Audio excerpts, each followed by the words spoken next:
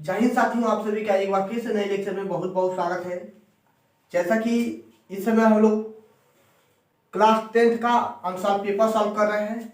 यह आपका set number तीसरा है और सेट नंबर तीसरे का 7वां क्वेश्चन है। 1 से लेकर 6 तक के क्वेश्चन हम बता चुके हैं, ठीक है, जैसा कि आप लोग पढ़ चुके हैं। तो आज हम लोग 7वें क्वेश्चन को पढ़ेंगे। आपका 7वां क्वेश्चन क्या है, स्क्रीन पर दिख रहा होगा।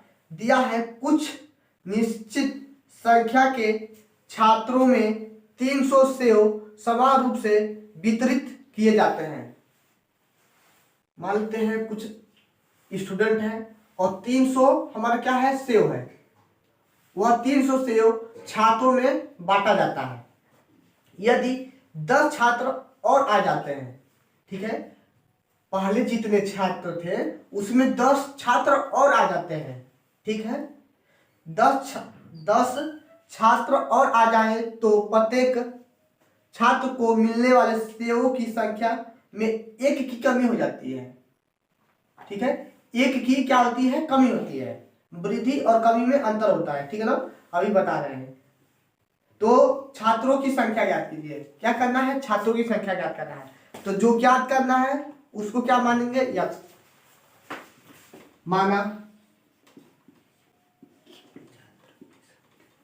माना छात्रों की संख्या कितना, यक्स, ठीक है। देखिए मान लिए छात्रों की संख्या कितना है, यक्स है। जब आपका स्टूडेंट कितने थे, यक्स थे। इस जितने छात्र हैं हमें नहीं पता है। जब स्टूडेंट आपके यक्स थे तब सेव की संख्या कितना था, 300। जब स्टूडेंट यक्स है तब सेव की संख्या कितना है, 300। सेव की संख्या कितना है, 300 है, ठीक है। दिवाकर सेव की संख्या कितना है, 300। एक छात्र को कितना सेव मिलेगा, जब आपके छात्र यक्स है और सेव की संख्या 300 है तो एक छात्र को कितने सेव मिलेंगे, बकलोल छात्रों की संख्या नहीं पता है। छात्रों की संख्या ज्ञात करेंगे। छात्रों की संख्या हमें ज्ञात करना है। तो हम लोग लिखते हैं एक छात्र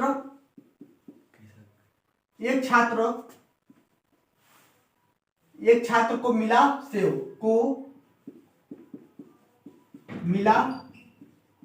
सेव कितना हो जाएगा, एक स्टूडेंट को कितना सेव मिलेगा। तो 300 में से छात्रों की संख्या, मतलब यह समझ आ रहा है। अरे हम लोग क्या करते हैं, मान लेते हैं 2 रुपया है, ठीक है, और 2 लोग में बांटना है। 2 रुपया है और 2 लोग में बांटना है, तो क्या करते हैं, भाग करते हैं, ठीक है ना। एक सेव है, ठीक है, और 2 लोग में बांटना है, तो इसका मतलब 1/2 ये ना होता है, आधा उसको फाड़ के आधा उसको आधा उसको, ठीक है ना। तो मान लेते हैं एक सेव है, एक सेव को 3 हिस्सा में बांटना है, तो क्या करेंगे, नीचे 3। तो सेम कंडीशन ये भी कह रहा है कि छात्रों की संख्या आपका यक्स है, मान है, सेव की संख्या 300 है। तो एक छात्र को कितना सेव मिलेगा, 300 ऊपर, यानी कि कुल से ऊपर, और छात्र जितना रहेंगे वो नीचे। अब कंडीशन समझ आ गया। अगला कंडीशन चले, समझ में आना चाहिए। समझ में नहीं आएगा तब तक आगे नहीं बढ़ेंगे। आगे क्या दिया है, यदि 10 छात्र और आ जाते हैं, सेव नहीं बढ़ रहा है, क्या बढ़ रहा है, छात्रों की संख्या बढ़ रहा है ना। तो 10 छात्र और आ जाते हैं तो सेव की संख्या कितनी होगी, पुनः 10 छात्र और आ जाते हैं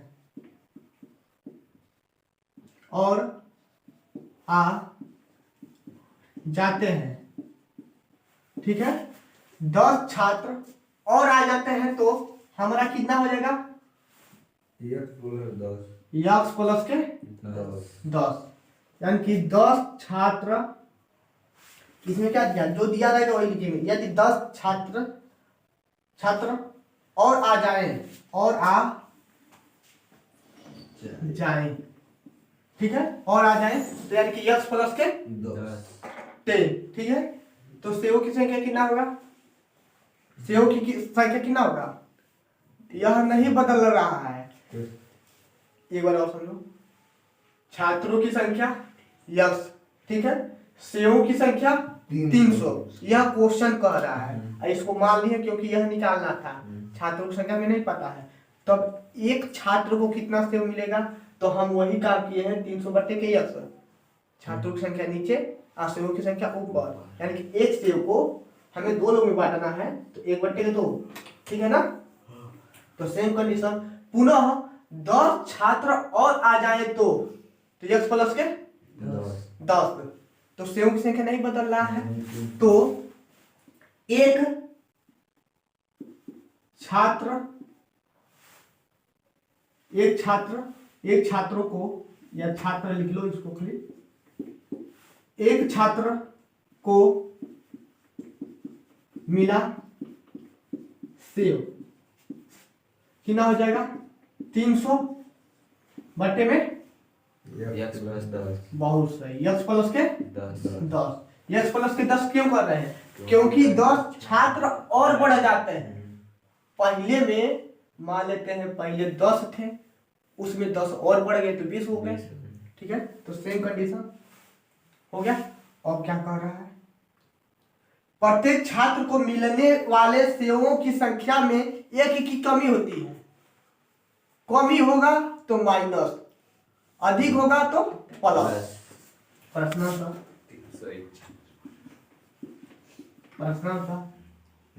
ठीक है। प्रश्न क्या होगा? एक की कमी हो रही है, तो भाषा लिख देते हैं, प्रत्येक छात्र को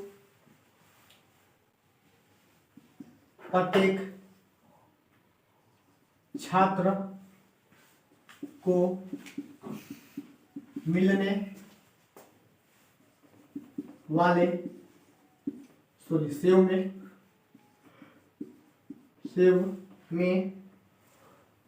सेव की संख्या में एक की कमी, ठीक है, एक की कमी। तो क्या होगा हमारा? प्रत्येक छात्र का बात क्या है? प्रत्येक छात्र को मिलने वाले सेवों की संख्या में एक की कमी हो रही है। तो पहला क्या है आपका? 300 बटे के x, दूसरा क्या है आपका? 300 बटे के x प्लस के 10, एक की कमी हो रही है, ठीक है ना। एक की तुलना कर दी है। अब हर बराबर कर सकते हैं, या तो हम ऊपर वाला से 300 कॉमन कर लेते हैं। 300 कॉमन कर लेंगे तो थोड़ा सा आसान हो जाएगा। 300 कॉमन करो, 1/में x माइनस 1/में x प्लस के 10 इक्वल में 1। आगे चले आप, तीजे बुरा करा सकते हैं, तो हो जाएगा आपका x प्लस के 10 माइनस के x, नीचे x स्क्वायर प्लस 10x, इधर कितना? 300, इधर कितना? ठीक है ना। इसको यहाँ पर ऐसे कर देते हैं, बराबर 1, x से x कट गया, खत्म, बचा कितना? 100 बट्टे में x स्क्वायर प्लस के 10x इक्वल में 1 बट्टे के 300, गुणा में है, इधर आएगा भाग, तो ये पूरा करा दे। तो यह हो जाएगा हमारा 3000 इक्वल में x स्क्वायर प्लस के 10x, तो x स्क्वायर प्लस के 10x प्लस के 10x और माइनस 3000 इक्वल में 0। अब क्या करें? अब यहां से हम लोग क्या करें? अब इसका गुणा इसमें करते हैं तो 3000 हो गया, ठीक है, और जोड़े घटाएं कि 10 आना चाहिए, तो हम लोग 30 लाना है, ठीक है ना।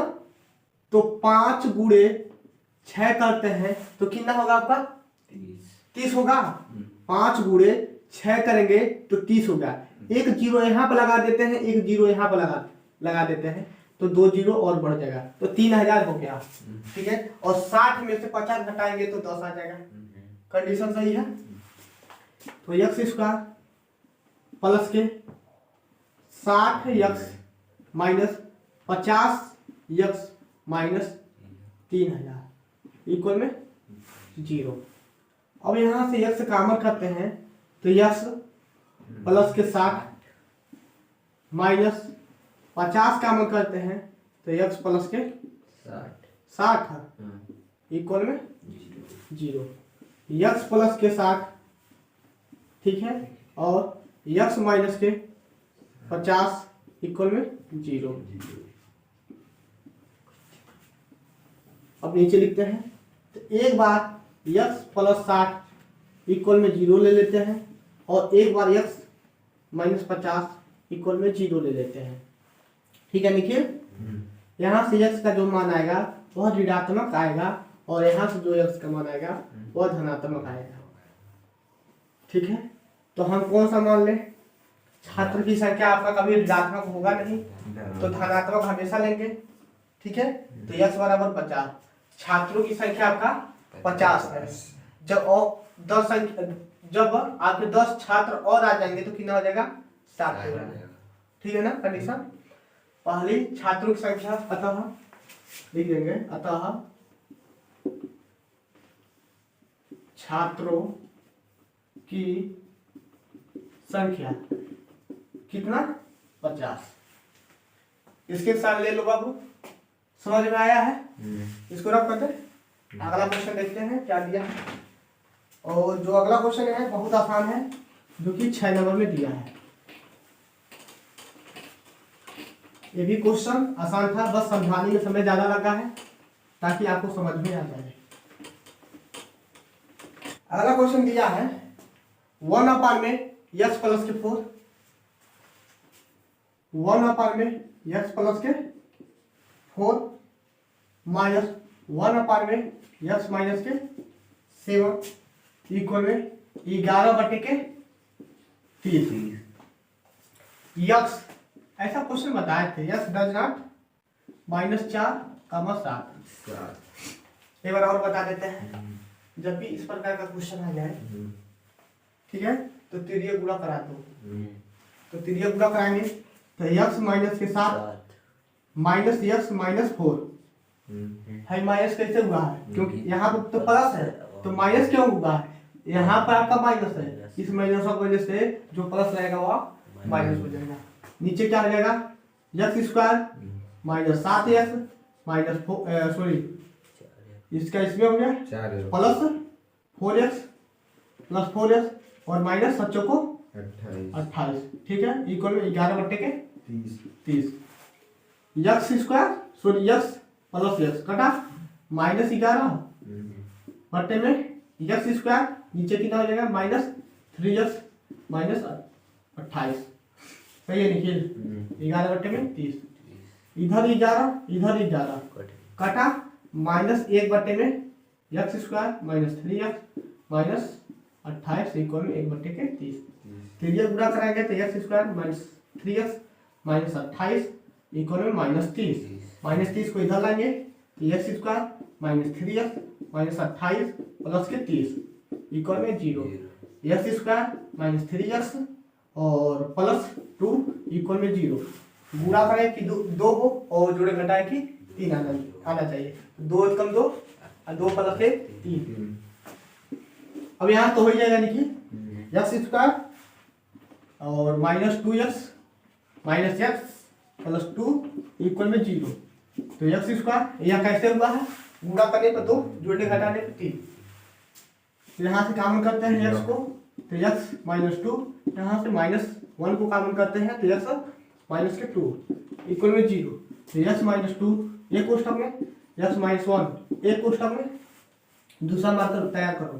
तो यहाँ से कितना हो जाएगा? x माइनस 2 इक्वल में 0 और x माइनस 1 इक्वल में 0। तो x बराबर कितना हो जाएगा? 2 हो जाएगा और x बराबर कितना हो जाएगा? समझ में आया? यक्स का मान ज्ञात करना था, यक्स के 2 मान, यक्स के 2 मान कहाँ गया, 1,2 या 2,1, ठीक है, समझ में आया है? 6 नंबर का क्वेश्चन था, इसमें कुछ करना नहीं था, 4 नंबर के क्वेश्चन में पूछा जाए, ठीक है, 4 नंबर में यह पूछ सकता था क्वेश्चन, लेकिन यही क्वेश्चन 6 नंबर में डाल दिया है, थोड़ा सा आपके दिमाग को चेक करने के लिए। इस प्रकार के क्वेश्चन के लिए त्रिज्या गुणा करके हर का हर में गुणा करके, यानी कि हमें हर को बराबर करना है, हर बराबर करने के बाद से जोड़ घटाना गुणा भाग इधर किए हैं, गुणा तो आप लोग जानते हैं, उसके बाद इसको काटे हैं, द्विघात समीकरण के रूप में बनाए हैं, गुणनखंड किए हैं, ठीक है। अगला क्वेश्चन क्या है, सिद्ध करने वाला क्वेश्चन है, इसको देख लेते हैं।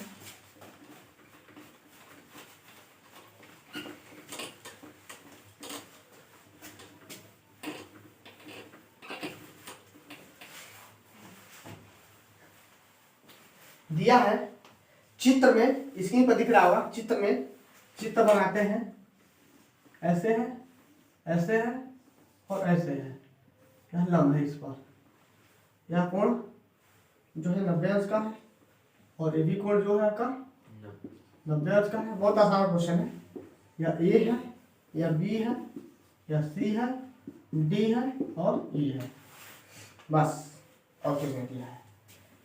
क्वेश्चन बोला है यानी दिया है, लिख देंगे दिया है, ठीक है।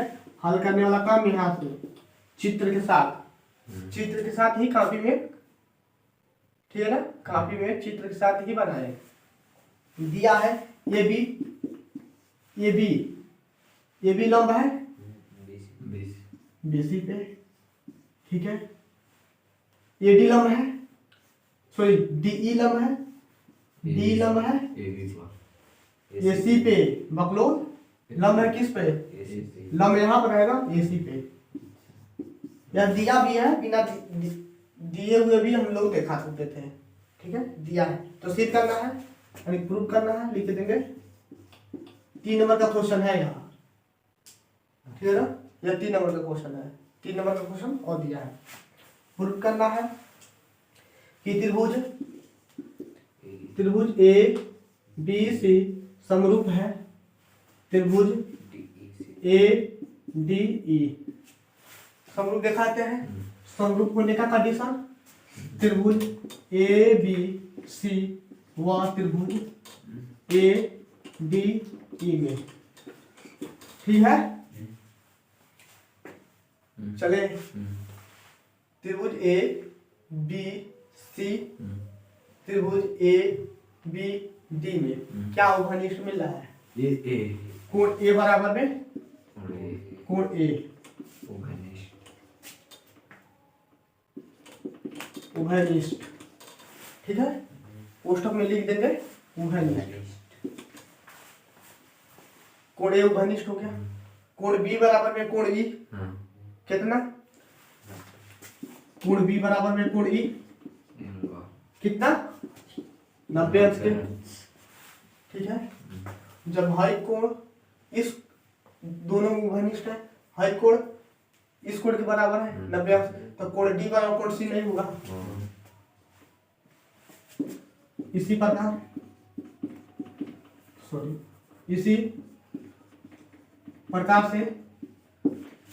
प्रकार से क्या हो जाएगा आपका कोण कोण डी बराबर में कोण सी या कोण सी बराबर में कोण डी, ठीक है ना, कोण सी बराबर में कोण डी, ठीक है।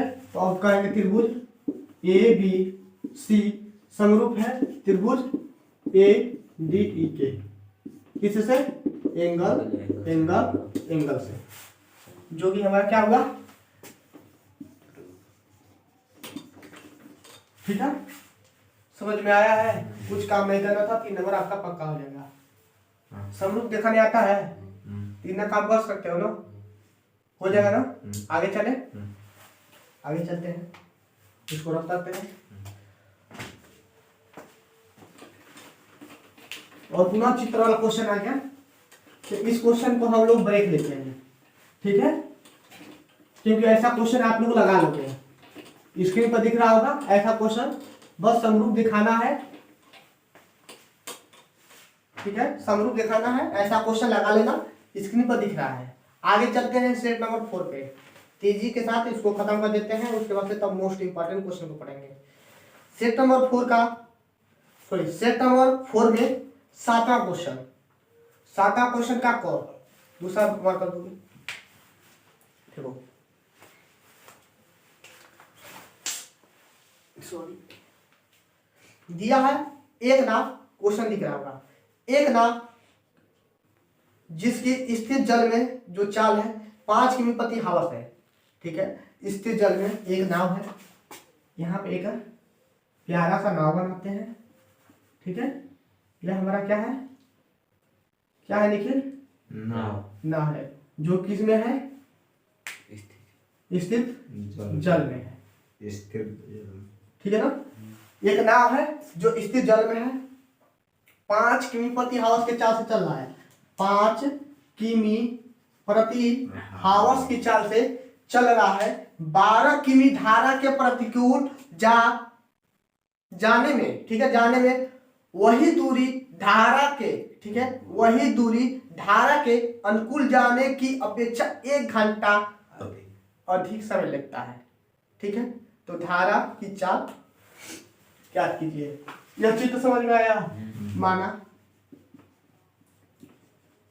धारा की चाल कितना, यक्स किमी प्रति हावर्स, ठीक है।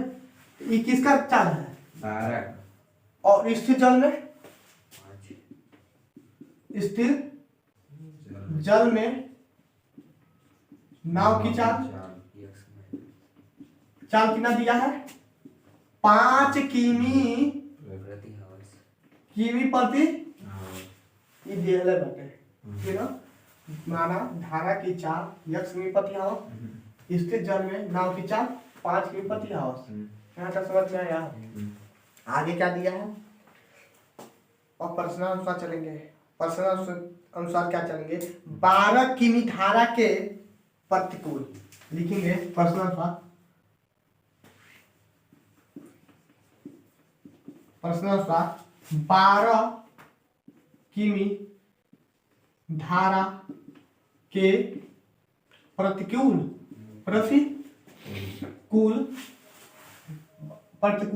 जाने में क्या निकाले? चाल क्या निकालेंगे? अरे 12 किमी धारा के प्रतिकूल, और प्रतिकूल का मतलब क्या होता है? उल्टा, ठीक है। हई धारा ऐसे बह रहा है तो नाव आपका ऐसे बहेगा, ठीक है। प्रतिकूल का मतलब यह हुआ कि धारा ऐसे बहेगा तो नाव ऐसे बहेगी। तो 12 किमी धारा के प्रतिकूल जाने में चाल, तो चाल किसका? धारा की चाल माने यक्स, स्थिर जल में नाव की चाल जो माने है 5। तो यह हमें दिया है जल की जो चाल है, सॉरी नाव की जो चाल है स्थिर जल में कितना है? 5 है, 5 है। अब प्रतिकूल में क्या करते हैं? प्रतिकूल में क्या करते हैं? जोड़ते हैं कि घटाते हैं? घटाते हैं। यहाँ पर माइनस लिख दिए, और माने क्या है धारा की चाल? यस, नाव की चाल में से धारा की चाल घटा देंगे तो हमें 12 किमी धारा के प्रतिकूल जाने में जो चाल मिलेगा यहाँ से किमी प्रति हावर, ठीक है।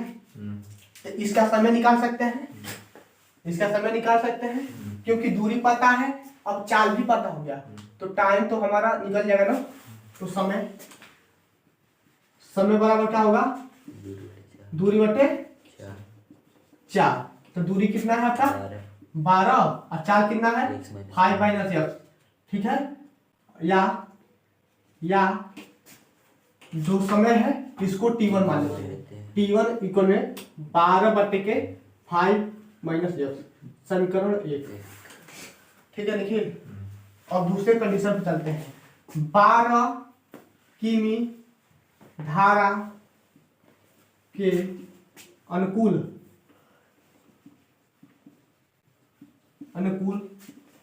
जाने में 4 कितना निकलेगा 5 इक्वल जी है 5 का है नाव की चाल स्थिर जल में नाव की चाल और किस दिशा में चल रहा है अनुकूल यानी कि धारा की ही दिशा में चल रहा है। ठीक है तो क्या करेंगे प्लस यक्स किमी प्रति हावर। यहाँ से समय निकाल लेते हैं। समय बराबर कितना हो जाएगा दूरी बटे के समय दूरी बटे के 4 ठीक है ना 4 तो दूरी कितना 12 दोनों के लिए आपका दूरी 12 समान है 5 प्लस के यक्स ठीक है या इसको T2 मान लेते हैं। T2 बराबर में 12 बटे के 5 प्लस के यक्स समीकरण 2 हो गया। इसको रॉक करते हैं। क्वेश्चन क्या बोला है कितना की कमी हो रही है कि अधिक हो रही है ठीक है प्रश्नानुसार पुनः ठीक है पुनः प्रश्नानुसार T1 इक्वल में हो जाएगा आपका T2 ठीक है। क्वेश्चन को पुनः प्रश्नानुसार T1 इक्वल में T1 इक्वल में T2 का बात क्यों किए हैं क्योंकि क्वेश्चन में दिया है आपका वही दूरी ठीक है ध्यान पड़ेगा वही दूरी धारा के अनुकूल जाने की अपेक्षा ठीक है वही दूरी धारा के अनुकूल जाने की अपेक्षा तो धारा के अनुकूल जाने की अपेक्षा आपका 1 घंटा अधिक समय लगता है। तो किस में 1 घंटा अधिक समय लग रहा है धारा के अनुकूल की प्रतिकूल अनुकूल जाने में 1 घंटा अधिक समय लगता है। तो 1 घंटा किस में T2 में क्योंकि T2 जो माने हैं आपका धारा के अनुकूल माने हैं। क्वेश्चन में बोल रहा है वही दूरी धारा के अनुकूल जाने की अपेक्षा 1 घंटा अधिक समय लेता है तो T2 प्लस के 1 ठीक है। अपेक्षा की बात किया है यदि अपेक्षा की बात नहीं करता ठीक है यदि अपेक्षा की बात नहीं करता अपेक्षा का मतलब यानी कि तुलना का बात कर रहा है और जब भी तुलना का बात करे तो बीच में इक्वल जब भी तुलना की बात करें तो बीच में इक्वल करके और किधर जोड़ने का बात कर रहा है किधर घटाने की बात कर रहा है वह प्रश्नानुसार हम लोग जोड़ेंगे घटाएंगे। यहाँ पर लिख दिया पुनः प्रश्नानुसार T1 इक्वल में T2 ठीक है। अब कह रहा है धारा वही दूरी धारा के अनुकूल जाने में जाने की अपेक्षा 1 घंटा अधिक समय लेता है। तो यह दूरी 1 घंटा अधिक समय लेता है तो 1 घंटा जोड़े। अपेक्षा की बात किया है यदि अपेक्षा की बात नहीं करता तो यदि 1 घंटा अपेक्षा की बात नहीं करता तो हम लोग T1 प्लस के T2 लिखते हैं इक्वल में 1 यह समीकरण बनता है। लेकिन अपेक्षा की बात किया है तो तुलना का बात किया होता है ठीक है निखिल। और यहाँ से T1 का मान कितना यह हमारा क्या है कि किमी प्रति हावर नहीं लिखने का किमी प्रति हावर लिखना ना भूले। समीकरण 1 समीकरण 2 हो गया समीकरण 1 क्या हो गया 12 बटे में 5 माइनस एक्स इक्वल में 12 बटे में एक्स प्लस के 5 प्लस के 1 इसको इधर कर लेते हैं ठीक है समझे। तो हो जाएगा 12 5 माइनस एक्स माइनस 12 5 प्लस के एक्स इक्वल में 1 12 कॉमन कर लेते हैं ताकि आसान हो जाए। तो हो जाएगा आपका 1 बटे में 5 माइनस के एक्स माइनस 1 बटे में 5 प्लस के एक्स इक्वल में 1। तो 12 तीसरे गुणा करा देते हैं 5 प्लस के एक्स माइनस 5 माइनस के एक्स ठीक है। लेकिन देखिएगा इसका गुणा इसमें करेंगे तो यह माइनस है ना तो यह हमारा क्या हो जाएगा प्लस हो जाएगा ना। देखिए समझ आ रहा है प्लस क्यों हो रहा है समझ आ रहा है कि नहीं आ रहा है। ये क्वेश्चन ए प्लस बी दूसरे क्वेश्चन ए माइनस बी तो 5 का वर्ग हो जाएगा आपका 25 माइनस एक्स का वर्ग इक्वल में 1। अब यहाँ पर भी लिखते हैं अब यहाँ पर लिखेंगे ठीक है। तो हो जाएगा इधर क्या क्या करता है 5 5 कट गया तो बचा कितना 2x नीचे कितना 25 माइनस एक्स स्क्वायर इक्वल में 1 बटे के 12 कर देते हैं, या 1 लिख देते हैं, और यहाँ 12 है, इससे गुणा करा देंगे तो कितना हो जाएगा 24 हो जाएगा। ठीक है, देखिए तीन गुणा करा देते हैं तो हो जाएगा 24 यक्स इक्वल में 25 माइनस के यक्स स्क्वायर, सब पद को इधर लाते हैं तो यक्स स्क्वायर प्लस के 24 यक्स माइनस के 25 इक्वल में 0। 25 से कम 25, अब 25 में से 1 घटाएंगे तो 24। कंडीशन बैठ जा रहा है, यक्स स्क्वायर प्लस के 25 यक्स माइनस 25 इक्वल में 0। यदि यहाँ से यक्स कॉमन करते हैं तो यक्स प्लस के 25, ठीक है, यहाँ से यक्स कॉमन करते हैं, सॉरी माइनस 1 कॉमन करते हैं तो यहाँ कितना बचेगा आपका यक्स प्लस 25 और प्लस 25। ठीक है, ये क्वेश्चन में यक्स प्लस 25 और दूसरे क्वेश्चन में कितना हो जाएगा यक्स माइनस के 1 इक्वल में 0 आप लोग लेते आइएगा। तो x minus 25 sorry plus 25 equal में 0, नीचे सही है। और दूसरा आपका क्या हो जाएगा यक्स माइनस 1 इक्वल में 0। तो यक्स बराबर माइनस 25, ठीक है, यक्स बराबर कितना माइनस 25 और यक्स बराबर के 1। तो बताइए इसमें से कौन सा संख्या है यक्स बराबर के 25 माइनस 25 की यक्स बराबर के 1? यक्स बराबर 1। क्यों यक्स बराबर 1 है कि यह हमारा माइनस है, और जानते हैं जो धारा की चाल जो होती है वह कभी आपका माइनस नहीं होता है, निगेटिव नहीं होता, हमेशा पॉजिटिव होता है। तो यह यक्स का जो मान है आपका कितना आया है 1 आया है, यानी कि धारा की जो चाल होगा, अतः लिख देंगे अतः धारा की चाल यक्स बराबर में 1 कौन सी किमी प्रति आवर्स। बहुत सही, समझ में आ रहा है, ऐसे लिखते आना है यहाँ तक। अब यहाँ के बाद से यहाँ पे लिखना, अब वहां के बाद से ऐसे करते आना है। ठीक है, अगला क्वेश्चन क्या है, दिया है द्विघात समीकरण इतने के मूल की प्रकृति ज्ञात कीजिए। नहीं बताएंगे, बता चुके हैं बहुत बार। डी बराबर 20 स्क्वायर माइनस 4ac से हम लोग इसको मूल का प्रकृति ज्ञात कर लेंगे। उसके बाद से द्विघात समीकरण का प्रयोग करके कि सूत्र का प्रयोग क्या कर रहा है, सूत्र का प्रयोग करता है तो सीधा 4 का नियम लगाते हैं, सूत्र का नहीं प्रयोग किया है तो किसी भी विधि से हम लोग x का मान यानी कि मूल ज्ञात कर सकते हैं, या तो सीधा 4 नियम से या तो गुणनखंड विधि से हो जाएगा। स्क्रीन पर क्वेश्चन दिख रहा होगा, सिद्ध कीजिए कि जो ख नंबर क्वेश्चन है समरूप दिखाना है। जो ख नंबर क्वेश्चन है बस समरूप दिखाना है, जैसे पहले बताया है सेम वही कंडीशन समरूप बता देना। और यह क्या है आपका दूसरा क्वेश्चन, समकोण त्रिभुज है, त्रिभुज ABC एक समबाहु त्रिभुज है जिसमें AC बराबर के हैं आपके, AC बराबर के हैं आपके BC, ठीक है। यदि AB स्क्वायर बराबर 2AC हो तो सिद्ध कीजिए कि कोण सॉरी जो आपके त्रिभुज ABC है वह क्या है समकोण, यानी कि हमें कोण B का मान चाहिए 90 अंश के। चलिए इसको बाद में बताते हैं, 3 नंबर का क्वेश्चन है, इसको बाद में रखते हैं क्योंकि चित्र वाला क्वेश्चन में ज्यादा समय लग जाएगा। और 5वें सेट को चलते हैं, 5वें सेट का 7वां क्वेश्चन, 5वें सेट का 7वां क्वेश्चन।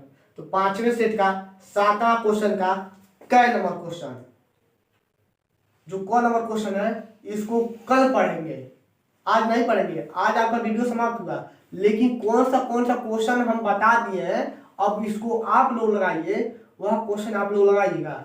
स्क्रीन पर दिख रहा होगा दूसरे का क नंबर का जो दूसरा अथवा वाला क्वेश्चन है इसको लगा लेना। और यह शंकु वाला है और यह बेलन के व्यास वाला पिघलाता बनाया जाता है, इसको बता देंगे या इसको बताना है। और कोई क्वेश्चन जो है जो इम्पोर्टेंट है देख लेते हैं। जितना इम्पोर्टेंट क्वेश्चन है जो बता दिए हैं उसको तो खैर नहीं बताएंगे हम। और आपका एक क्वेश्चन और स्क्रीन पर दिख रहा होगा, इस क्वेश्चन को भी नहीं बताएंगे, ऐसा क्वेश्चन बता चुके हैं। और बाकी यह गुनी वाला आ गया, त्रिभुज ABC में गुना वाला है, ABC का हमके समरूप त्रिभुज का रचना करना है। त्रिभुज ABC में समरूप त्रिभुज की रचना करना है जो 3/5 गुनी है, 3/5 को नहीं बताए थे ना, 3-4 क्वेश्चन बताए थे, नहीं बताएंगे, यानी कि इसमें 2 क्वेश्चन समाप्त हुआ।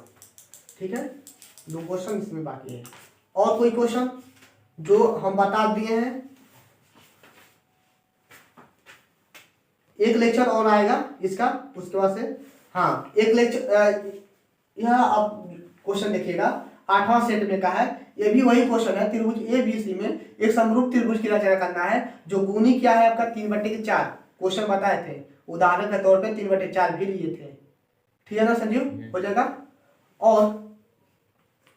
और यह अंश में एक जोड़ना घटाना है, चलिए इसको बता देंगे, 6 नंबर का क्वेश्चन है, तो 3 क्वेश्चन इसमें बताना है, 3 क्वेश्चन इसमें, 2 क्वेश्चन उसमें, 5 क्वेश्चन, तो 1-2 लेक्चर में और खत्म कर देंगे, 2 लेक्चर में और खत्म कर देंगे, उसके बाद से समाप्त।